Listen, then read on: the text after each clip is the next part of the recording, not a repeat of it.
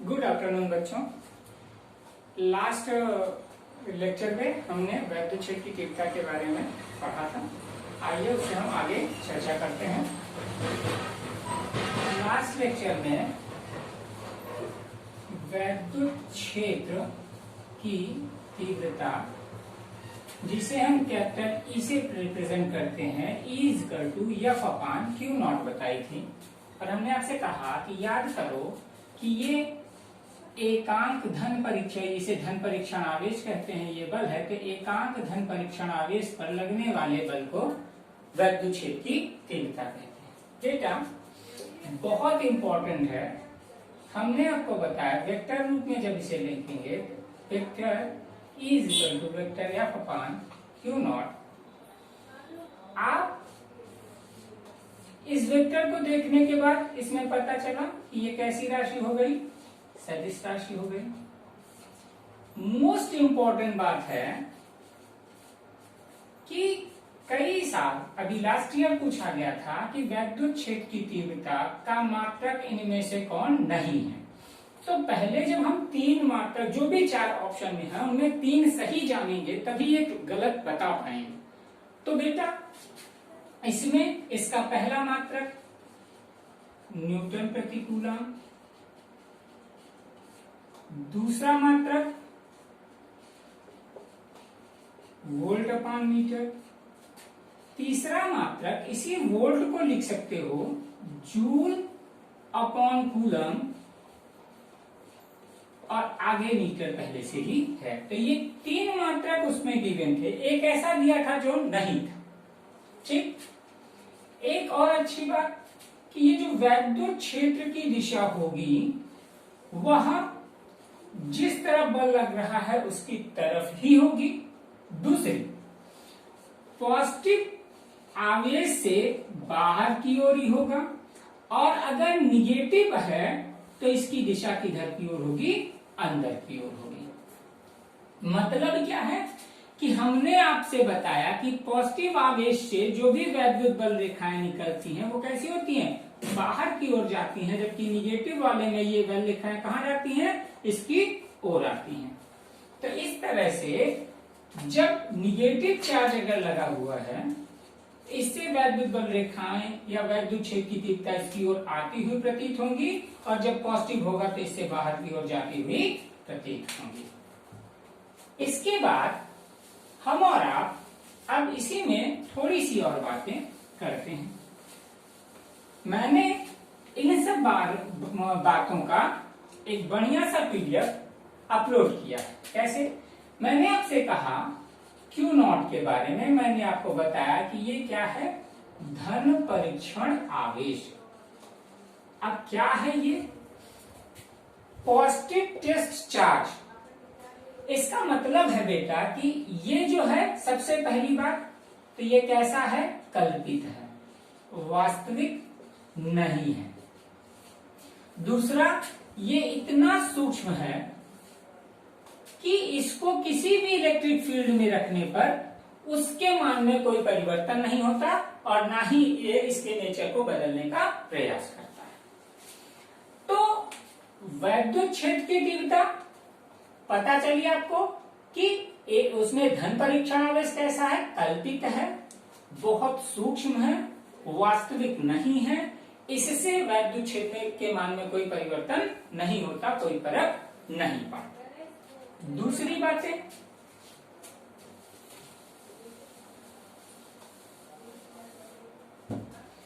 इसके बाद जो बात आती है बेटा, उसमें ये कहा गया है कि हम इसको थोड़ा सा आगे पढ़ने का प्रयास कर रहे हैं। उसमें हम आपको ये बताते हैं कि कैसे क्या चीजें होने वाली हैं और क्या चीजें हमने आपको बताई हैं। देखो बेटा, एक बात बताई थी वैद्युत बल रेखाओं के बारे में कि वैद्युत बल रेखाएं पॉजिटिव से निकलकर निगेटिव की ओर जाती हैं, और दूसरी बातें क्या करती हैं, वो बंद वक्र बनाती हैं। इसमें यह भी बताया गया था कि दो वैद्युत बल रेखाएं आपस में एक दूसरे को, कभी एक शब्द लिखा है काटती, जिसे आप प्रतिच्छेद शब्द कहते हो, प्रतिच्छेद नहीं करेंगे, क्योंकि जहां पे जिस बिंदु पर वो प्रतिच्छेद करेंगे उस पर दो स्पर्श रेखाएं निकल जाएंगी जिनकी दिशाएं भिन्न भिन्न होंगी जो कि संभव नहीं है। इन सारी बातों को हम थोड़ा सा और आगे बढ़ाएंगे और ये जानने का प्रयास करेंगे कि हम क्या करने वाले हैं। विद्युत क्षेत्र की तीव्रता के लिए हमने मात्रक पढ़े, जिसे आप यूनिट कहते हो। ई की डायमेंशन पढ़ेंगे, वीमा। वीमा कैसे निकालोगे? तुमसे कहा गया F/Q0। आप इसके यूनिट को देखो तो आपको पता चला बल का यूनिट क्या होता है? न्यूटन अपॉन कितना? कूलम। अब आ जाओ, क्या करोगे? न्यूटन बल के लिए उसकी विमा होती है mL/10⁻²। कूलम के लिए पढ़ते हो AT। अब इन सबको ऊपर ले चलेंगे तो m हुआ, L हुआ, T पहले से -2 था, एक T और ऊपर जाएगा तो माइनस हुआ, A की पावर फिर से माइनस हुई। आफ्टर दैट mL/T⁻³ A की पावर -1। बेटा हम और आप इस जनरेशन के स्टूडेंट्स मोबाइल नंबर बहुत याद रखते हैं, तो मैंने क्या बताया कि जब भी हमको ऐसा ट्रिक हो तो चूंकि जब भी हमने डायमेंशन लिखी है बेटा 11 में भी, तो पहले m था, फिर L था, फिर T था। आफ्टर दैट इसके बाद कोई बातें थी तो A आ गया, और अगर टेम्परेचर आता है तब थीटा आता है। ऐसा ही होता है ना। तो हमने इसको अपने लिए या आपके लिए ये तैयार किया कि इसको हम पढ़ सकते हैं A की डायमेंशन 11 - 13, यानी 11 - 31। अब ये मैं आपके लिए देखो, कोई भी जो ट्रिक होती है उस ट्रिक में अपना एक प्रेजेंस ऑफ पॉइंट लगाना पड़ता है। तो अगर आप इसे चाहो तो 11 - 31, यानी माइनस बाहर है तो दोनों में माइनस होगा, और इसका क्रम ऐसा ही होगा, ये आप ध्यान रखेंगे। पहले m फिर L फिर T। तो इसकी जो डायमेंशन बनी वो 11 - 31 बनी। समझा? तो इस तरह से हम लोग, ठीक। अब आगे आपको हम बताते हैं। आइए, अगली नहीं, ये भी यूपी बोर्ड की बहुत अच्छी बात है कि किसी बिंदु आवेश के कारण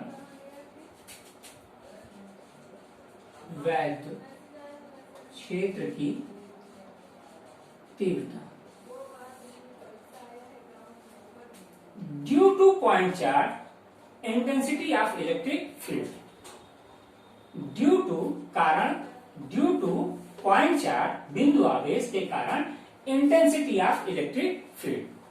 कैसे करना है, क्या करना है? बहुत सिंपल सा तरीका है बेटा।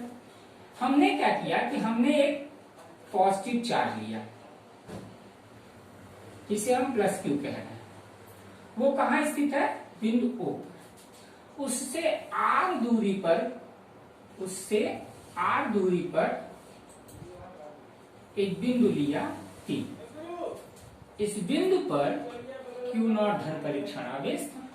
बेटा एक बात मैंने बताई कि अगर ये पॉजिटिव चार्ज है तो इससे आपकी इलेक्ट्रिक फील्ड जो होगी वो बाहर की ओर होगी, और मैंने आपसे बताया कि इसके कारण जिधर इलेक्ट्रिक फील्ड होगी उधर ही हमारी फोर्स भी लगेगी।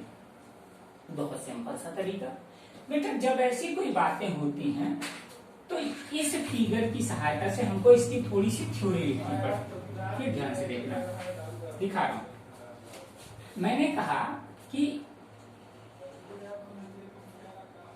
ये कोई +Q आवेश है जो बिंदु O पर स्थित है। इससे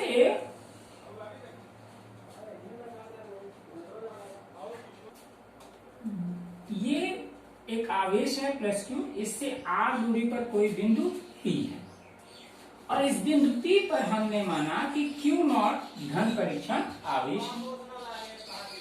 अब देख भैया, अगर ये प्लस है तो इसकी जो इंटेंसिटी की डायरेक्शन होगी या फोर्स की डायरेक्शन होगी वो बाहर की ओर होगी। ठीक है, क्योंकि Q0 धन परीक्षण आवेश का अपना कोई ये कल्पित मान है, वास्तविक नहीं है, इसका अपना कोई परिमाण नहीं होगा, ये माना गया है। ठीक, देखो इससे कैसे हिंदी लिखते हो, क्या लिख सकते हो, माना आवेश किसी परावैद्युतांक के में बिंदु O पर स्थित है। मैंने कहा बेटा कि माना प्लस क्यू आवेश किसी परावैद्युतांक, यानी ये जो माध्यम है वो कैसा है, परावैद्युत में बिंदु O पर स्थित है। अब इससे कितनी दूरी पर, R दूरी पर, यही लिख दो, बिंदु O से R दूरी पर स्थित बिंदु P पर क्या निकाली है, वैद्युत क्षेत्र की तीव्रता।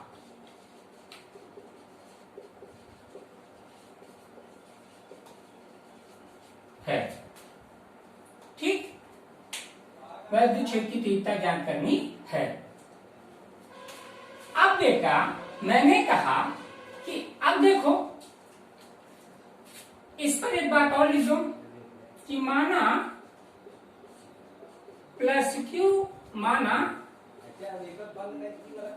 बिंदु P पर Q नॉट धन परीक्षण आवेश स्थित है, तो कूलाम के नियम से देखना बेटा, एक आवेश है एक ये, तो तुमने पढ़ा F इजिकल टू क्या, 1/4 पाई एप्सिलॉन नॉट, परावैद्युतांक कौन, K, Q नॉट अपान कितना, दूरी का स्क्वायर, ये हो गया। और हमने आपने पढ़ा है कि किसी बिंदु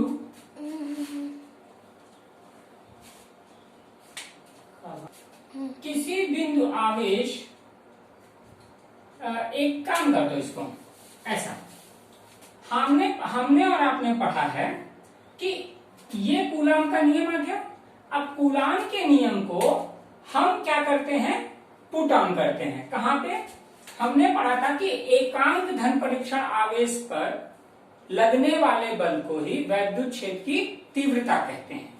तो यहां लिखते हैं किसी बिंदु पर वैद्युत क्षेत्र की तीव्रता is equal to F upon Q not, then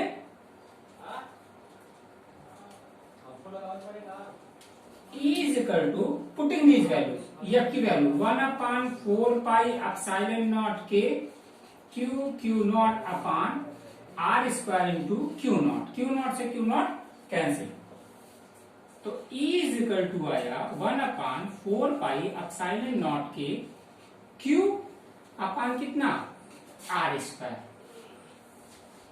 मात्रक जरूर लिखिएगा, न्यूटन प्रति कूलम, यहीं पे लिखेंगे।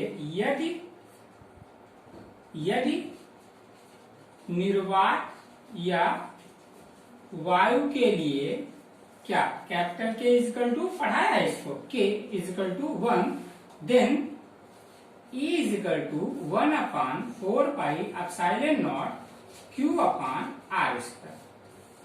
ये आपका एक डेरिवेशन प्रूफ हो गया, यानी न्यूटन प्रति कूलम। बेटा जी ये बोर्ड एग्जामिनेशन में आया हुआ क्वेश्चन है, ये इंपॉर्टेंट भी है।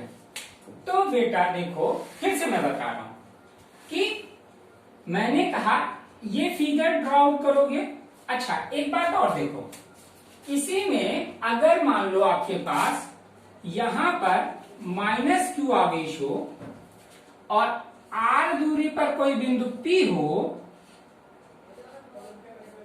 तो इस पर Q नॉट धन परीक्षण आवेश हो, तो ये जो बाहर की ओर डायरेक्शन है वही डायरेक्शन कैसी हो जाएगी, अंदर की ओर। और इसके इस पर ये जो फार्मूला है इस पर कोई प्रभाव नहीं पड़ेगा। सिर्फ एक चीज का होगा कि पॉजिटिव आवेश है तो उससे वैद्युत बल रेखाएं बाहर की ओर, और अगर निगेटिव है तो उससे बल रेखाएं अंदर की ओर आती हैं।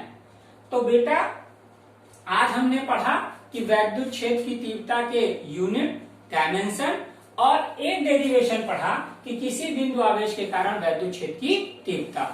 आप इसे पीडीएफ में भी पा जाओगे। आप जितना ज्यादा से ज्यादा कमेंट कर सके, जो चीजें ना समझ में आए वो मेरे कमेंट बॉक्स में भेजिए, पूछिए।